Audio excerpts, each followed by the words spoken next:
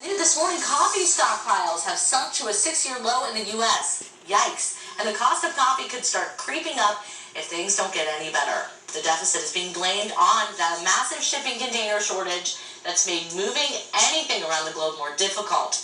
Brazil had a record-producing year when it comes to coffee beans, but thanks to the COVID-19 pandemic, getting those coffee beans from South America to the United States has been extremely difficult. Dante, it's time for a trip. Even if the shipping container situation gets resolved, multiple analysts say they're anticipating a global supply deficit, which could lead to chains increasing coffee prices, and some not so good news. Okay. Supplies of unroasted beans in the U.S. were down over 8% last year and last month. I have to just say, let's start taking an office poll and just pull our money. Exactly. Let's get this problem fixed right away. Like you said, do I need to go over to the Suez Canal and help lift the ship and get that? Anybody can do it. It could be you. I need to transport some coffee from Brazil to the United States myself. Let's just go ahead and get this problem solved. I'll even take bad coffee at this point. You're the coffee snob. I'm not. I'll just take it. Well, then you go right on down to our break room. That's where the bad coffee is. All right, we're such snobs in the Weather Center. We have our own Keurig up here where we have our coffee. Good morning to you, everybody. Good to see you here this morning on a Monday where you need the coffee flowing, too. 29 degrees in Springfield, so it's cold there. You need the coffee there, and the Huber Heights, too. Good morning to you. Centerville, 29, and Springboro coming in at 29 as well. 34 in West Milton, just now turning to 31 in Eden. West Alex coming in right around 31 as well. 31 in Urbana, up towards Wapakoneta and Sydney, we're at 28. And 30 in Winchester in Indiana. So we're getting the morning off started on a cold note. So the kids are going to need the jacket at the bus stop this morning and a jacket for the afternoon. But we got wall-to-wall sunshine too. You might have to scrape the windshield this morning, give yourself a few extra minutes there, or just use the defrost. Grilling out forecast though, loving to see this today and tomorrow. Looking pretty good to grill out. We're even warmer tomorrow. By the time we head into Wednesday, not so good. Mother Nature's going to give us some rain and possibly some flurries on Wednesday too. So you need the coat this morning or the jacket, whichever suits you. I think probably at this point in time, maybe the coat. It's a little cold out. You don't need the umbrella, but you certainly want the sunglasses. We got plenty of that. Good day today and tomorrow to wash the car. The Mother Nature's going to try and do it for you as we head into the day on Wednesday. And then I'd probably opt for the large cup of coffee at this point in time with folks in the 20s for some of us this morning. It's a cold one out there. All right, so we have plenty of sunshine today. Look at all that open expanse of clear sky.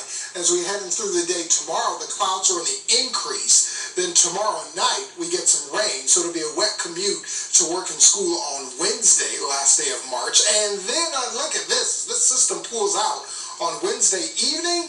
Look at this. A few flurries. Now, don't worry. There's no accumulation with this. Sergeant Mark Bauer was about to pull all his hair out when I said the snow word earlier. But all his hair is intact. It's not going to stick. We're not seeing any of that. And then by the time we head into Thursday and Friday, it's cooler and breezy, but we'll warm things back up by the time we head into the weekend. 54 degrees for us today, mostly sunny. The winds stay light. We are seasonable, right where we should be for this time of year. 41 overnight tonight, mostly clear, so we're not as cold. And we got a light little breeze from time to time, first thing in the morning. I'll step out the way here, show you the 5-day forecast. Nights tomorrow, 68. Then the last day of March on Wednesday. We got wind, we got those temperatures in the lower 50s early, then we fall actually through the 30s in the afternoon, and it's windy, so it's going to feel colder. And then 40 degrees for us on Thursday with sunshine, but we fight to get to 40. Look at those overnight lows. Thursday morning is 26. Friday morning is 23. It is breezy, so it'll feel like we're in the teens to start April off. And then 50 degrees by the time we head into the day on Friday. And then we warm the temperatures up and keep it dry and partly cloudy for your Easter weekend. Look at this beautiful shot. Jenny Freiberger sends us this from the Miami Valley. Look at those sun rays like that. Oh my goodness, that looks like a margarine cover or something like that. Karen Cron sends us this from Shelby County. Apparently I'm fancy by spelling Shelby County with a C. But I promise it's with an S. But from Shelby County, look at the rainbow there. Thank you, Karen. And then Mike Finter sends us this from the Miami Valley. What a phenomenal picture that is. Thank you, Mike, for sending us that. Look at the stratocumulus clouds there in the sunset and the leaves on the trees back in the summer. Ah, how nice it would feel if we had summer-like weather. But we do not, Sarge. We have some flurries coming our way as we get into Wednesday evening. But hair intact, we are not going to see any accumulation with that for now. Thank goodness. Okay, well, you know what? Between that and the fact we could have a coffee shortage. I know. Oh my goodness. Right? This is not what we hear on a Monday. No. This is not a good way to start the week. But well, I've already had about half of this. So, man, I'll tell you, I've contributed to the coffee shortage this weekend. Did a lot of coffee drinking. But so far this morning, the driving conditions have been good. We've looked at 75. This is downtown. 75. This camera's Body Yard Institute, and you can see the light volume that we're dealing with here.